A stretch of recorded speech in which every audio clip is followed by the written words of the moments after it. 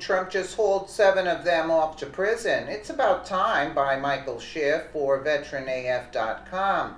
Food stamp and government assistance programs are a necessity in any economic condition, and there will always be people that will need to utilize these programs to survive until they can improve their situation. Unfortunately, welfare is a big target for fraud, with people lying about their financial status to receive benefits, and business owners who prey upon welfare recipients because they know these folks are desperate and need the money. During his campaign, President Trump made it a point to declare he would work very hard to get people off of welfare and back to work, as well as punish those who take advantage of the system. Taking a look at the Trump administration's performance with cracking down on welfare fraud in 2017, it seems the president has made good on his campaign promise. A prime example of this crackdown on welfare fraud can be seen with the arrest of 3 Muslim brothers, Imad Jawad and Qadir Kareen, who ran the Middle Eastern market in Grand Rapids, Michigan. The 3 brothers were involved in a food stamp scam that milked taxpayers for $736,000 with EBT and an additional $544,000 from the WIC program. The money was stolen over the course of 9 years and took away money from people who truly needed it. According to the Justice Department, one fraudulent scheme alleged against them was that they allowed customers receiving federal benefits to obtain cash and other prohibited items in exchange for the federal funds allotted to the customers. This fraudulent activity resulted in a large amount of federal welfare money being deposited into the MEM bank account. Adding insult to injury, the Kareen brothers signed up for food stamp assistance themselves while they were encouraging others to defraud the system. The end result was that the brothers received a combined prison sentence of 7 years, and restitution of about $2.5 million needs to be repaid. Investigators under the direction of the Trump administration continue to find numerous instances where food stamp fraud was taking place. Millions of dollars were being misappropriated with the help of small convenience stores located in predominantly poor neighborhoods.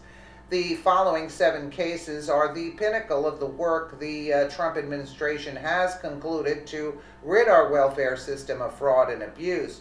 George Rafidi, 62, an owner of Breeden Market convenience store in Ohio, stole $2.8 million worth of food stamps, where he allowed food stamp recipients to get cash instead of food.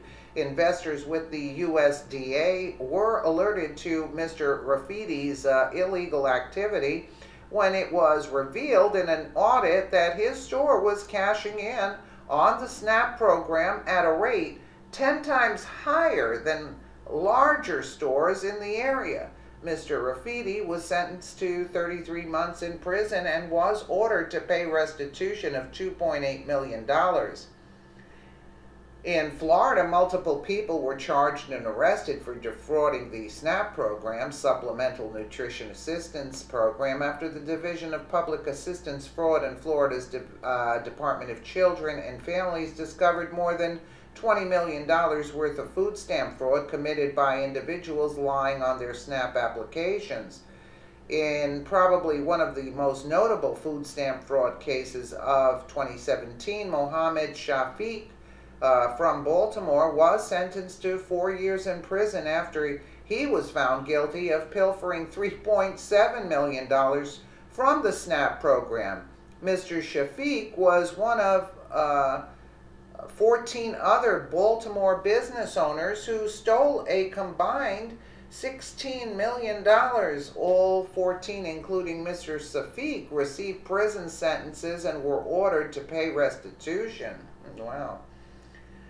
Canwar Gill, Revider Gill, and whoever, they were from Wisconsin, were sent to prison in order to pay restitution after law enforcement discovered the trio were using their Quick and Ease convenience store to defraud the SNAP program. The trio came to the attention of law enforcement after they amassed $1.2 million in cash, SNAP benefits, which was highly irregular for such a small store. 7 women in South Carolina who were involved in multi-million-dollar SNAP fraud schemes were arrested, ordered to pay restitution when it was discovered that they were working with store owners to use SNAP benefits for cash.